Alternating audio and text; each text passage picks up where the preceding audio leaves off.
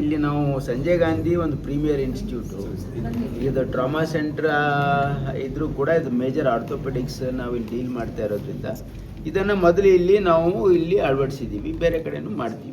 ಕೇಳಿ ಏನು ಪ್ರಶ್ನೆ? ಬಟ್ ಲ್ಯಾಪ್ರೋಸ್ಕೋಪ್ ಸರ್ಜರಿಯಿಂದನೇ ಇದು ರಿಸಲ್ಟ್ ಸಿಗುತ್ತೆ ಅಂದ್ರೆ ಇದನ್ನ ಲ್ಯಾಪ್ರೋಸ್ಕೋಪಿಕ್ ಅಲ್ಲ, ಇದು this is a robotic surgery. Success rate ಎಷ್ಟಿದೆ sir? Success rate will be good.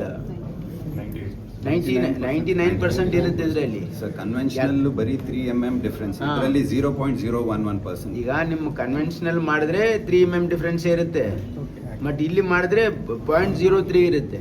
So 100% accuracy ಇರುತ್ತೆ ಇದರಲ್ಲಿ ಕನ್ವೆನ್ಷನಲ್ ಮಾಡೋದಕ್ಕಿಂತ. ಬಟ್ ನಮ್ಮ ಎಲ್ಲ ಕಡೆ ರಿಸಲ್ಟ್ ಭಾಳ ಚೆನ್ನಾಗಿದೆ.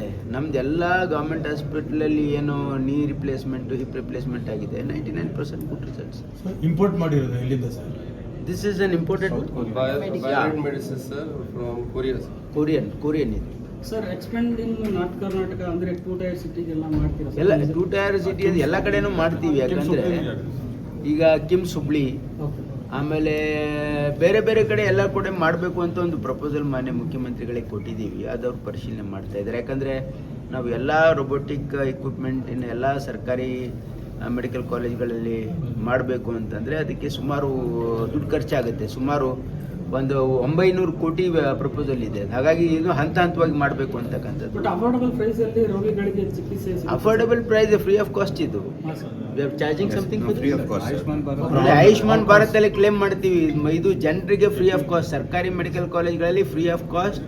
ಏನಂದ್ರೆ ನೀ ರಿಪ್ಲೇಸ್ಮೆಂಟ್, ಹಿಪ್ ರಿಪ್ಲೇಸ್ಮೆಂಟ್, ಅವ್ರ ಹತ್ರ BPL ಕಾರ್ಡ್ ಇದ್ರೆ. BPL ಕಾರ್ಡ್ ಇಲ್ಲ ಅಂದ್ರೆ ಭಾಳ ಕಮ್ಮಿ ಜನ ಇದ್ದಾರೆ ಇಲ್ಲದೆ ಇರೋರು. ಇಲ್ಲದೆ ಇರೋರಿಗೆ ಸ್ವಲ್ಪ ಕಾಸ್ಟ್ ಆಗುತ್ತೆ. 1,30,000 ಅಂದ್ರೆ APL ಕಾರ್ಡ್ ಇರೋರಿಗೆ ಕನ್ಸೆಷನ್ ಅಲ್ಲಿ ಆಗುತ್ತೆ. ಬೇರೆ ಪ್ರೈವೇಟ್ ಅಲ್ಲಿ ನೀವು ಹೋದ್ರೆ 4 ರಿಂದ 6 ಲಕ್ಷ ಬೇಕು. ನಮ್ಮ ಹತ್ರ ಒಂದ್ ವೇಳೆ BPL ಕಾರ್ಡ್ ಇಲ್ಲದೆ ಇಲ್ಲಿ ಬಂದ್ರೆ ಅವ್ರಿಗೆ 1,30,30,000 ಆಗುತ್ತೆ. 20% ಕಾಸ್ಟ್ ಅಲ್ಲಿ. ಅವೇರ್ನೆಸ್ ಇನ್ನೂ ಇಲ್ಲ ಸರ್. ಅವೇರ್ನೆಸ್ ಇದೆ, ಯೂಸ್ ಮಾಡ್ತಾ ಇದ್ದಾರೆ ಜನ. ನಿಮ್ಮ ಮುಖಾಂತರ ಅದಕ್ಕೆ ಹೇಳ್ತಾ ಇದೀವಿ ತಾನೇ, ಈಗೆಲ್ಲ ಎಲ್ಲರೂ ಜನರಿಗೆ ಅವೇರ್ ಮಾಡಿಸಿ. ಇಲ್ಲಿ ಈಗಾಗಲೇ ನಾವು ಕಿದ್ವಾಯಲ್ಲಿ 2016ರಲ್ಲೇ ಮಾಡಿದ್ದೀವಿ. ಆಮೇಲೆ ಇನ್ಸ್ಟಿಟ್ಯೂಟ್ ಆಫ್ ನೆಫ್ರಾಲಜಿ ಕಳೆದ ವರ್ಷನೇ ಮಾಡಿದ್ದೀವಿ. ಈಗಲೂ ಕೂಡ ನಾವು ನಮ್ಮ ಎಲ್ಲ OTs ಅಪ್ಗ್ರೇಡ್ ಮಾಡಿದ್ದೀವಿ, ಮಾಡ್ಯುಲರ್ OTs ಮಾಡಿದ್ದೀವಿ. ಸುಮಾರು ಎಲ್ಲ ನಮ್ಮ ಆಸ್ಪತ್ರೆಗಳಲ್ಲಿ ಮಾಡ್ಯುಲರ್ OTs ಮಾಡಿದ್ದೀವಿ. ಅಪ್ಗ್ರೇಡೇಷನ್ನು ಈ ಸರ್ಕಾರ ಬಂದ ಮೇಲೆ ನಾವು ಪ್ರಯತ್ನ ಮಾಡ್ತಾ ಇದ್ದೀವಿ ಮತ್ತು ಹಿಂದೆನೂ ಮಾಡಿದ್ದೀವಿ. ಮತ್ತು ಈ ಸಾರಿ ನಾವು ಎಲ್ಲ ಕಡೆನೂ ಕೂಡ ರೋಬೋಟಿಕ್ ಸರ್ಜರಿಗೆ ಅನುಕೂಲ ಆಗ್ತಕ್ಕಂಥ ಈ ರೋಬೋಟ್ಸನ್ನು ಏನಂದರೆ ಇದರಲ್ಲಿ 2-3 ಥರ ಇರುತ್ತೆ. ಸಾಫ್ಟ್ ಟಿಶ್ಯೂ ಬೇರೆ ಇರುತ್ತೆ.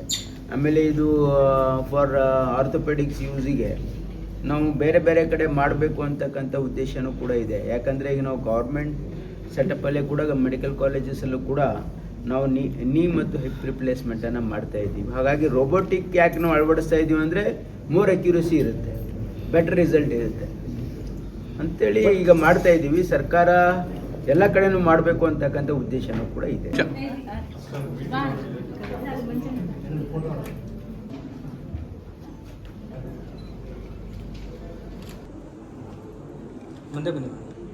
ಮುಂದೆ ಬನ್ನಿ.